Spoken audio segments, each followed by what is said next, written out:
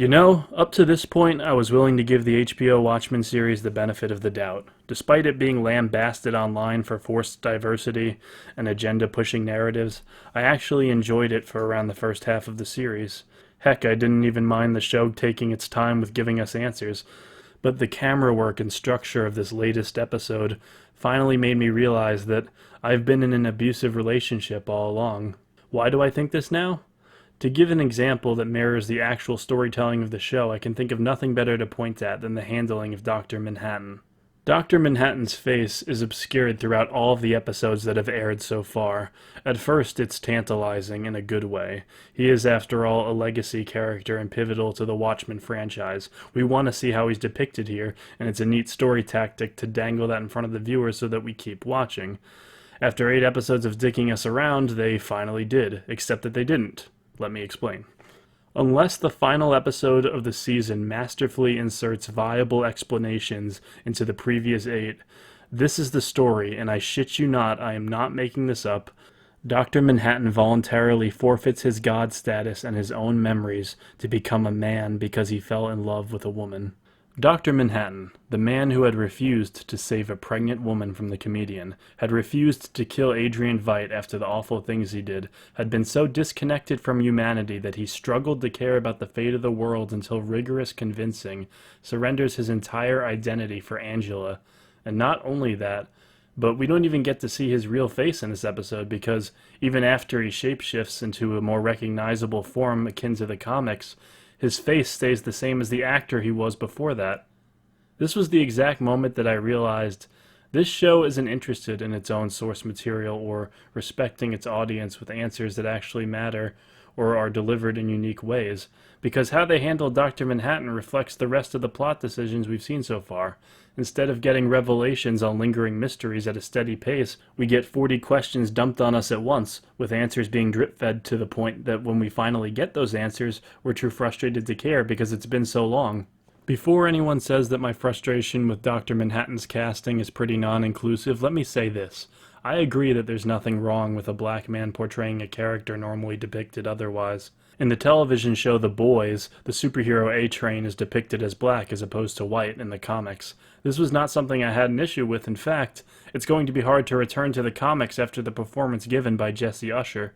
So obviously, I'd be more than a little frustrated if we goofed around for multiple episodes and had him mosey around not looking like himself.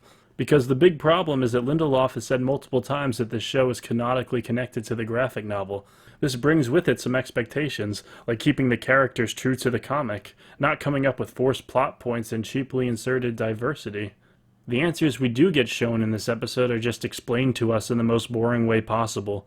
Remember the end of Breaking Bad's 4th season, where the final close-up revealed a drastic and perilous plot point that completely changed how we looked at the whole situation?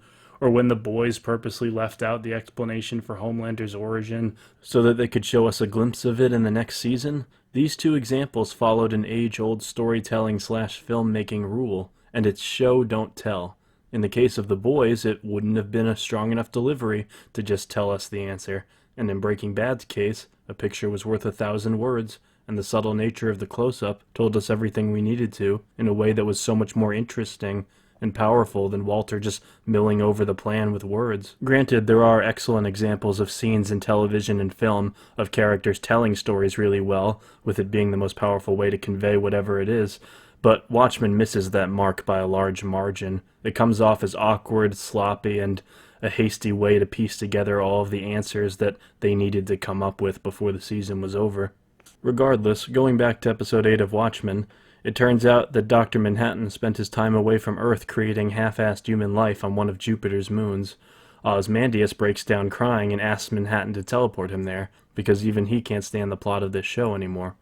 Ozymandias is considered the smartest man on the planet, a man who has reached the limits of human intelligence, cunning, and strength. A man who was able to catch a bullet mid-air and was able to trick the entire world into working together under the guise of an alien attack.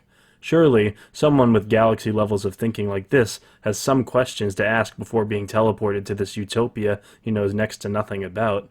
What is it like? Are the people nice? What biome is it? Does it have an economy? Will I be able to leave? Nope. Those things are inconsequential to Adrian, because anything is better than being a chess piece in the myriad of the congested put-off plot points that Watchmen has become. So he disregards his own safety and changes his entire living situation without asking for the finer details. Again, I am not as bloodthirsty and eager to pounce on this show as other channels I've seen, but it's hard not to see the points brought up after the giant betrayals to Adrian and Manhattan's characters presented here. I'll even go a step further and say that unlike most hardcore Watchmen fans, I actually do think that attempting a sequel in some form is not blasphemy, even if an ending is perfect as is. I trusted Vince Gilligan to make El Camino despite the final episode of Breaking Bad being perfect, and my faith was not misplaced. I trusted Pixar with Toy Story 4 despite Toy Story 3's ending having a very good send-off.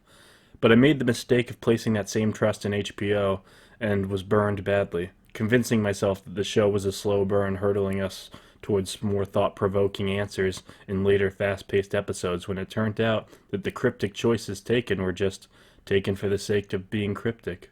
HBO's Watchmen is like finding out the girl you liked in high school liked you back, only it took her 8 years to tell you and by now you've moved on.